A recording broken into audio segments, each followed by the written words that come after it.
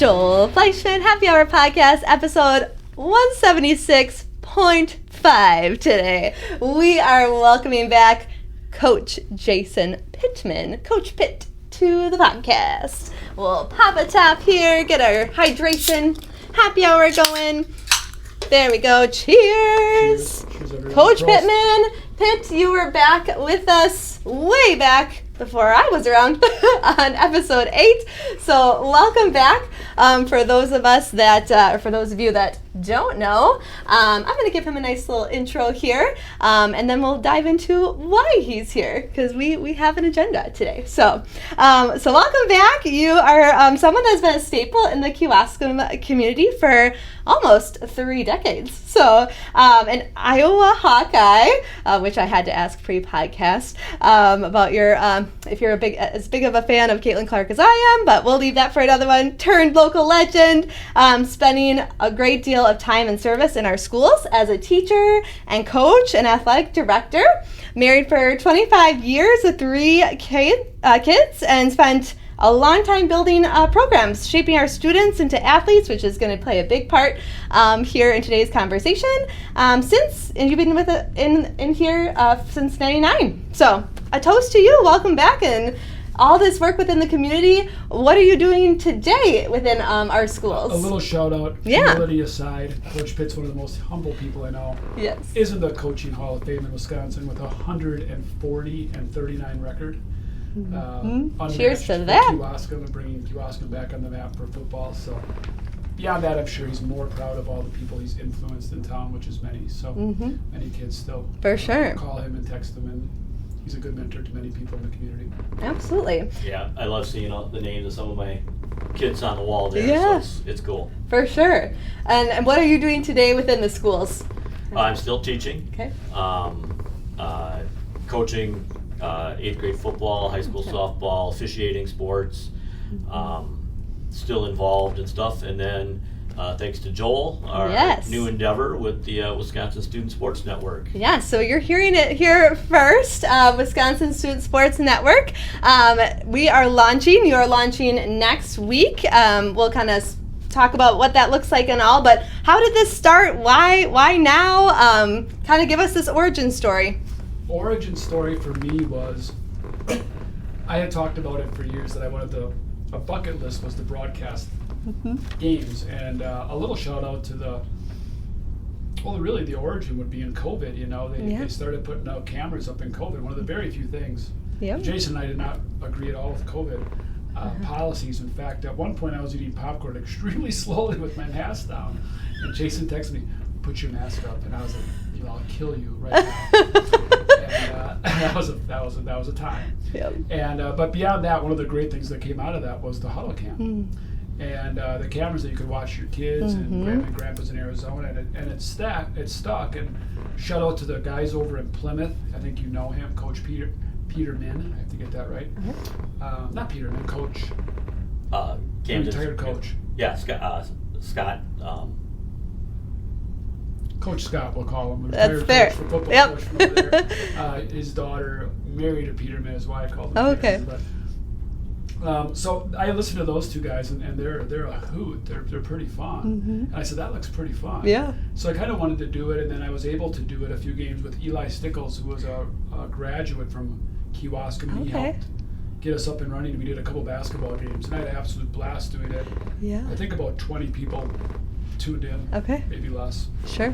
And I talked to the administration staff and said, "Hey, can we scale this up?" Jason's kind of taken it from there. I heard through the grapevine that Coach Pitt was interested. I'm like, wow, that's amazing. And then we kind of after that, I guess where did it pick up from there, Coach? Well, after you and I met, it was formulating the game plan and getting out, figuring out, okay, let's try to find some sponsors. So I've been pounding the keyboard with emails, pounding the pavement with my feet, dropping off letters, following up with some phone calls to try to get sponsors in line with us. And, we've got a really nice start for that. For sure. So plug for our network here. If there's anybody listening that would like to sponsor, reach out to us. And then I, reached out to some of our teaching staff to find some kids that we thought would be good, especially some technology-oriented kids, Yes. Hopefully not the ones that are going to hack into NORAD or anything like that, or order any uranium, but kids that are way beyond my expertise level of technology, and they've been outstanding in getting our test stuff up and running, and then finding some kids to be the on-air talent, and finding the kids that maybe like to talk in class a little bit, but there's you need to have a little bit of sports knowledge as well, and some personality. And we developed it into a business, so this isn't hopefully it's not a temporary thing or something that only lasts a few months or a few games. Hopefully it's really something that's a foundational piece for Kewaskum or maybe within Wisconsin. Because I think it's such a valuable thing for multiple reasons. Public speaking skills for students, technology skills for students. We are paying the students. I think that's really important to be said. These aren't volunteer jobs. Jason will be able to hold them accountable and teach them. Jason mentioned using the curriculum that he knows and the school knows alongside what we're doing. That's super important to our mission here, I guess. And I'm pretty excited for it. I'm really excited that it came together. We've got massive support from the community already with our sponsorships, but we will need sponsorships to continue to go forward. Drexel's paying a huge piece of that, kind of announcing on this podcast. We are the premier sponsor for that as well, which is really, really cool, and it really is part of Supply Happiness to promote these kids that might have a high calling to sports podcasting or public speaking, and then we kind of forgot about it. It's also really good for the kids in the community, grandma and grandpas, uncles, aunts, myself included.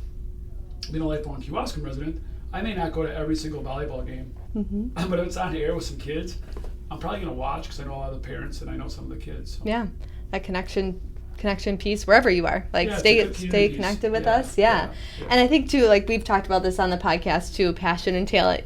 Some kids might have that sports knowledge but not have the talent for the sport, but they can actually be able to get on that mic and really energize it, and I think that's such a great opportunity. As soon as Joel told me, I'm like, oh, I wish I had that when I was serious, that age. So super cool. What can the community expect? What's this experience that they'll have? Well, I've tried to make it as much like watching a television sports broadcast as possible. We'll have an intro at the start, a little pregame show, mentioning our sponsors and so on. And then they're going to call the game.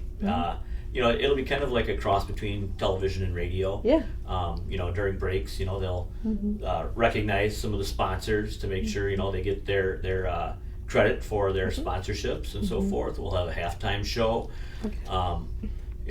Doing actual instant replay is going to be extremely difficult. So at this point in time, we're going to try to show some highlights at halftime as best we can. We're going to have the kids interview coaches ahead of time and athletes from some of the other sports, because some sports don't always lend themselves to streaming, cross country, golf, tennis, things like that. So we can get some interviews with those kids and get some highlight packages put on during our streaming events, so we get as many kids as possible some positive recognition out and about in the community and just all around, for their families to check in on.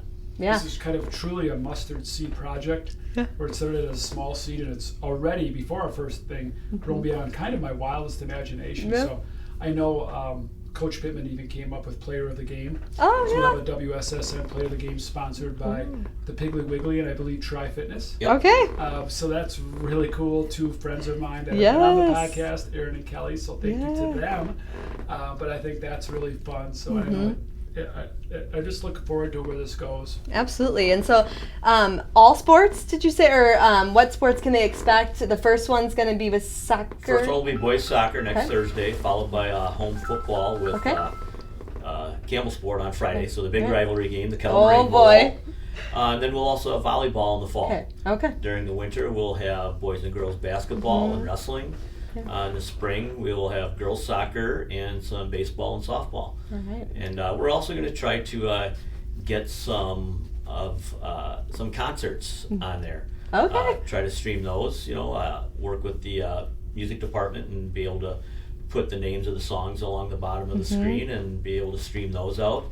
And then, like I said, trying to get as many different clubs and organizations on there.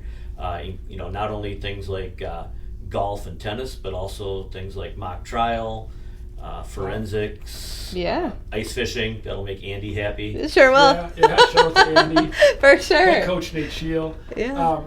I mean, I said wow, because Jason's taken this further than I even known at this, and it's happening very fast. Mm-hmm. But it's over 80 games committed already. Wow. Plus different things. Shout out to the Pittman family.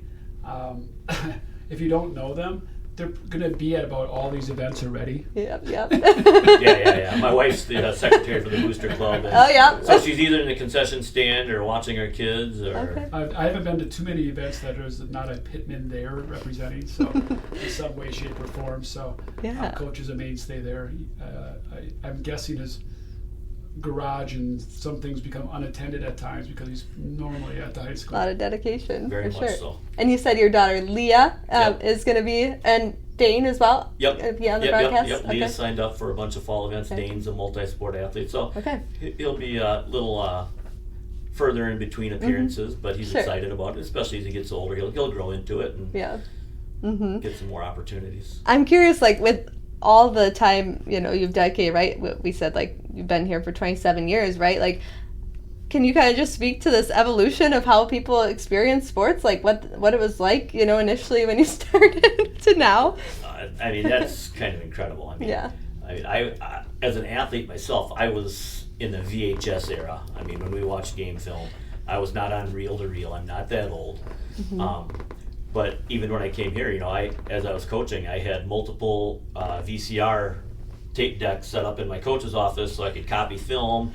Saturday mornings I had to drive, exchange with another coach, come back home, run copies for my coaches and my athletes.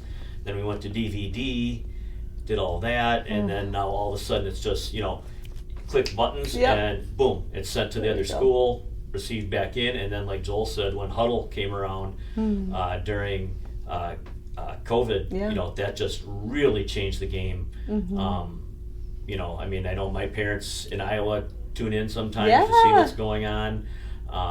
It's just amazing when you think about how that little pond has just exponentially grown into an ocean of opportunity for these kids to be seen. For sure. And now if you aren't following it real close, and you can say that's good or bad, but it is just reality. Yeah. The pictures that the children get. The banners. Well, I look like professionally done. Yes. They have an Instagram post of their game, and I won't mention any kids. They played 4 minutes. I'm a basketball guy. They were 0 for 3 from the field and got 1 rebound. You can watch their Instagram highlights, and they look like a D1 athlete and scored 47 points and dunked on 3 guys. Like, it's pretty amazing what that technology can do. And I'm sure sometimes it gets too far for the kids and it's too much about that, but there's something really cool about that too. Yeah. Something very cool about it too. Yeah. You only have a few short years in high school to celebrate the sport. For sure. Yeah. We used to go to the school library to read the other area newspapers to find out what was going on with our opponents. Now just a click of the button and you have everything you ever wanted to know. I mean, their favorite food. Yeah. And I get the unfortunate side is the death of papers, which I still love, and I'm an English major. So I do still get the West Bend News, which is our local source. Okay. Yeah. But they just can't have the staffing and the people to keep up with the pictures and go to 7 regional games every week. So it does lag and it does fall behind, and by that time you've seen it 100 times. It's still really cool to be seen in the paper, I think. Yeah. I do. It is interesting because we do get the paper at our house, and I'll show it to my children. Yeah. And they'll kind of just shrug their shoulders. It doesn't mean what it would have meant to me to be on the cover of the sports section. Yeah, even when I was in high school too, like I was telling them, we waited the next day to see the article. It was just a little delayed, but it was. I can attest to that. Same. For those that haven't tuned in, have gone to a Kewaskum athletic event, can you kind of just speak? I mean, again, athletic director for a long time, coach and teacher, just speak to Kewaskum Athletics, like the ethos of that and how you kind of fostered that through all this time and what they can expect of that. I guess just to me, and Jason's looking at me maybe, to me, it's just a small school, hometown school. Every different sport has different divisions now, which I'm trying to get used to. To me, it's always just like you're D2 or D3 for everything. Now it's so weighted down, but we're Kewaskum's Division 4 for football, Division 3-4 for baseball and softball-ish, depending where it lines up. Right, Jason? 2 or 3, yeah. 2 or 3, sorry. And then, basketball's in that 2 range. We're a smaller, mid-sized school, let's put it that way. We usually compete against bigger teams in the Milwaukee area, so that is a challenge because we're just big enough to not play the local farm kids up in the Campbellsport region, unfortunately. We used to be when I was in high school, and our town's grown a little bit more than the Flyway Conference, so now we're stuck in a significantly larger, but it's all part of life. It's all the cards are dealt. The girls in Kewaskum, we have 1 state championship, 1 team sport state championship. 2. 1961 boys cross country. That's why Coach Pitt's the best. Yeah. It's ingrained in there. So beyond that, the girls won a state championship, and that was a really big deal, but pretty rare. And it just, and they were they lucky? Yeah, the ball rolled in just right. It all come together at the right time. I went to all their games and know the team really well. I shouldn't say all their games, all their playoff games. I'm like a fair-weather fan even when it comes to girls basketball. And things just have to come together to win a state championship. But and you have to have the right schedule and the right teams, and you don't have a Caitlin Clark in your sectional. And the same thing happens in your conference games. So winning a conference championship is a great goal every year. But I don't know, if I was a head coach, I don't know if that would it's hard to make that your goal because you could run into a team that's just absolutely going to buzzsaw you. So it's helpful to have an easier schedule. But in 30 years, you sit at the bar with Dennis Butts and a bunch of guys from Kewaskum, and you make up stories anyway. So unfortunately, now they can all be Googleable. I can still make them up, and I can still make them up, and they won't know if I'm lying or not. Yeah, for sure. Yeah, and I think, like you said, this is going to be great visibility, and again, for those out of state or distant family that can tune in. I don't think we mentioned where, so you do have a YouTube channel, correct? So Wisconsin Student Sports Network, WSSN. So that's where they would subscribe to. Go subscribe, go follow, go look us up. All the live games will be streamed there. Okay. And then do we have some social media set up? We have social media. I have Will on social media duty. He'll be doing all the Instagram and X and Face-Twit and everything else that whatever else there might be to make it work. I send stuff to Will, and I'm like, okay, buddy, go at it. Take care of it. I'm lucky to do my own Facebook. I'm old, I don't do all these different platforms like the kids. Yeah. And we have been in business in less than 30 days. So if you go to see us, we're emerging, we're up and coming. Yeah. Come follow along for our journey, even if you're not from Kewaskum. I think it'll be informative and. But Jason's passion for this and his family's passion for this, who knows, it might be coming to a school near you. Yes. I mean, Wisconsin, so we got... That's our goal. It was really one thing I learned in marketing and life, maybe. Is think bigger than what you think it's going to be. So don't pin yourself down. And that was a little bit of the WSSN. The colors are Kewaskum colors. We wanted to go a little broader than that. I've made some mistakes through the years where I didn't think it would ever be scalable, and then all of a sudden it got bigger, and you're like, oh, I'm trapped with the email, or I'm trapped with the visibility or logistics of it all. So Coach Pitt has possibly a little bigger opportunity because I think this would be really fun to bring to another community. Absolutely. Hey, is that okay if we come? And it's a business, and the school district has to be open arms about WIA, and we follow all those rules very religiously because you have to be very careful with that. And Coach P knows all those rules very well. For sure. So we added a new segment, and want to give guests the opportunity to ask Joel anything. I don't know how often you guys connect, but do you have anything on the brain for Joel? Pick his brain, hot seat. Staring down my soul right now. I guess if you had played for me. What would it have been like? Would I have been riding your tail all the time, or would I?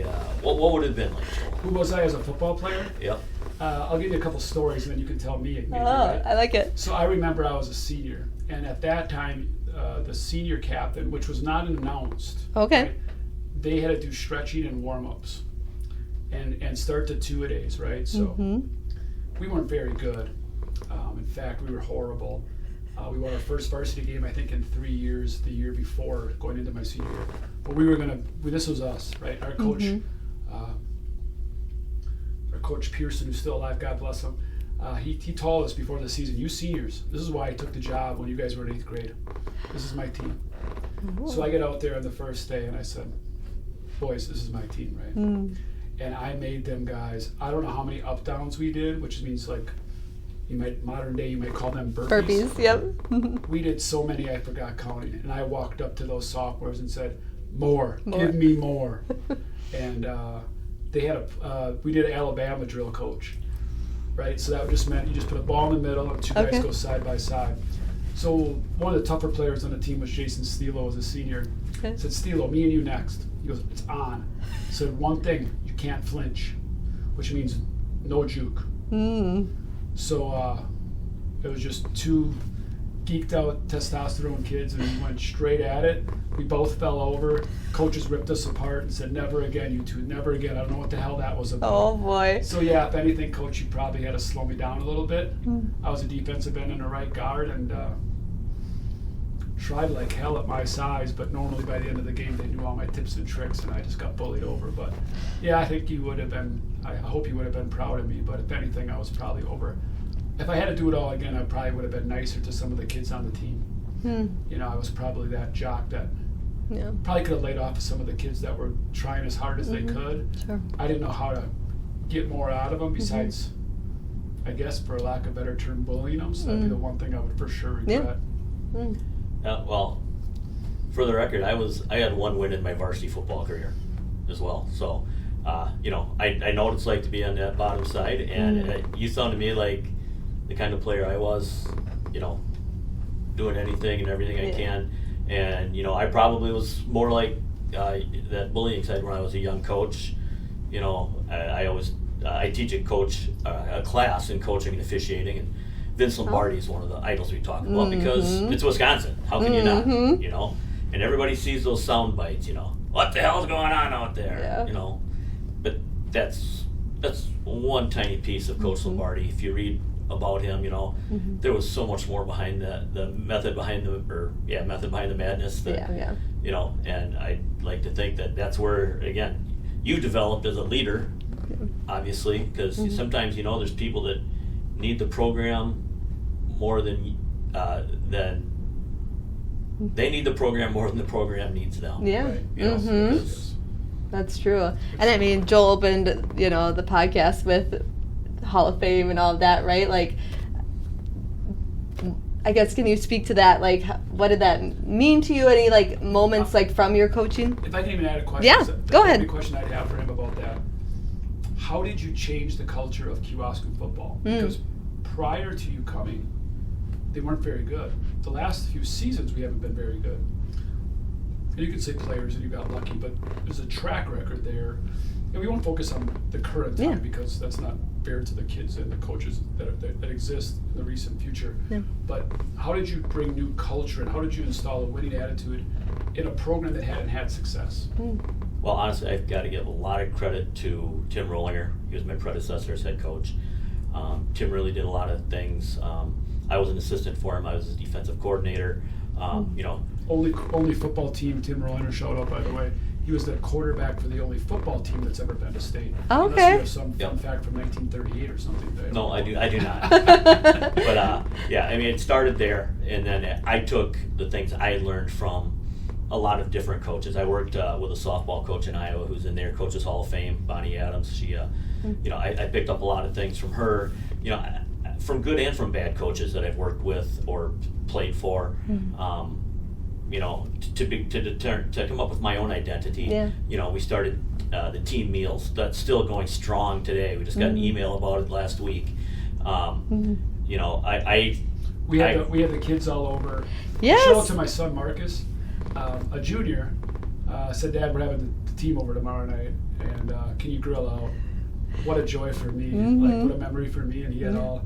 And just about every darn kid showed up, and they were all very respectful, very thankful, and again, it doesn't know if it's going to bleed success on the field, but they all hung around together. You know, they almost were like hanging on each other. There wasn't like groups. There wasn't cliques. There wasn't a lot of, and they were so thankful and appreciative, and they all hung out for quite a while. So those team meal stuff, that's a big deal. You know, that's helping you remember. Keep going. I'm sorry. No, that's perfect. You know, and then the other thing I started was character lessons in our practices. Every Monday I would have a theme. I have a curriculum that I had gotten way back when, and I still use it teaching today. And and we'd hammer a certain category depending on our group of kids. What do we need? Do we need leadership? Do we need to work about ethics? Do we need to, it's got a whole bunch of different lessons. And so we would hammer that, and then that would come up every day throughout the week. And then that would be part of our talk on Friday. And then next week we would, do the same thing again, just, again, planting those little seeds, hoping something takes root and grows, because you never know. Right. It might not hit the kid till he's 23. It might hit him when he's 17, and because bottom line, that's where the rubber meets the road, is where they end up at in life. I mean, seeing those names up there on the wall, and, the number of guys that are coaching in the program now or have the last few years that played under me. Yeah. When I see them, shake hands, bro hug. Yeah. Love you, man. Yeah. And we mean it. It's one of those things I learned about coaching is, you got to teach kids how to talk about love and to love each other. The joke always was, it's not talking about love in the back seat of somebody's car. Right. It's about, that respect and that ability to connect. Yeah. Coach Pittman's not the biggest physical toucher, I have a feeling, right? But I'm a hugger. What? I'm a hugger. Well, he's a hugger. But the guy I was going to highlight, though, is Coach Last. Oh, yes. Yeah, so the big teddy bear who was alongside Jason for many years of your run, right? And I'll never forget, and I didn't know Coach Pittman was a hugger, but Coach Last, I'll never forget the first banquet I attended. He gave every lineman just about, picked them right off their feet, as they came, especially the seniors, as they came at the banquet, right? So that was cool. I was like, cool. This is a little different. Yeah. This is a little different. So that's good stuff. I can see tears forming up in Jason's eyes. Yeah, so that's pretty cool. That's meaningful. We're going to do a little shout out or a little rip on, or I'm not sure where this is going to go. But since this is a Drexel podcast, you said many team members up there. I know Steve Kudik, and again, a lot of names are bouncing at me there. But one I want to say, because I say this to people around him. Yeah. You can tell me if I'm right or wrong, and I know you're an honest guy. Top 5 player you ever had, Tony Stager? Oh yeah. Oh yeah, Tony. Shout out yeah. I thought you would say that. He coaches too, right? Yep. Yeah. Although he says I never wave at him when he's walking by. He's lying. So shout out to Tony. Yeah. Again, a lot of alumni up there that do a great job for us. But shout out to Tony. So he doesn't talk about it a lot. No. Well, he does if you ask him, but he's a little humble. But if you do see him around, let him know. And if you see the podcast, for sure, you can razz him a little. You can razz him a little bit. Why not? So one hell of a football player. Yeah, he was a joy to watch. For sure, he's a joy to work with. I concur. Before we get to the Billboard, we referenced a lot of books here, so just curious, do you have a top book that's helped you in coaching in life? You or referenced one that you're chewing on Vince, right now? Vince Lombardi. Oh man, I mentioned Coach Lombardi earlier. When Pride Still Mattered by David Maraniss. I love that book. I've read it 2 or 3 times. When Pride Still Mattered. Oh, okay. InSideOut Coaching is a great one. It kind of takes a different look at coaching. About being relational versus transactional. That's another one of my top ones. Even though he's not exactly the most popular guy in Wisconsin, one by Meyer. Is very good as well. Meyer, yep. That one is called. I can't think of it. That's a very good book. Yeah, I'm drawing a blank on it too right now, but. I don't know him, but he may not be the best human, but it's a very good book. Yes, and then The Sacred Acre. Sacred Acre. It's about, am I drawing a blank on the name? The coach from Appleton, Parkersburg in Iowa that was shot and killed by a former athlete of his that was struggling with some mental health issues. Holy cow. Yeah. Sounds like a good read. Coach he's a Hall of Famer nationally. His son does motivational speaking and stuff now, but he's wow, very cool. That's a great list. Thank you for sharing. So we end the podcast with a Billboard message. It could say whatever you want. It could be just WSSN. But what would that be today if you had to pick? I was thinking about this, and everything I try to teach and sometimes preach, you know, to my students, to my own children, you know, to the athletes I coach, comes back to one thing, the golden rule. You know, treat others as they want to be treated. You know, everybody wants to be respected. Everybody wants to be loved. You know, don't look for division. Look for ways you can connect and unify and make things better. That's why he's a great coach, you know. That kind of sums up Coach Pitt. Simple, concise, but always with love. So, absolutely. Well done, Coach.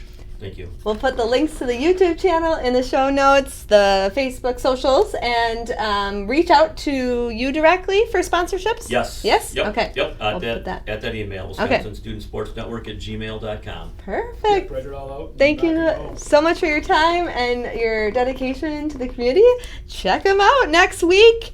Soccer game. What day was that? Thursday night. Thursday night. And Friday, go see my son Marcus. Shout out to him and his buddies. Yes. That's Friday Night Lights. Friday Night Lights. That's Campbell Sport. Oh, boy. The arch rivals, August 28th. Let's bring a trophy back home where it belongs. Yes. Nothing against volleyball or soccer, but we got a big game coming up on Friday. We'll be watching. Tune in.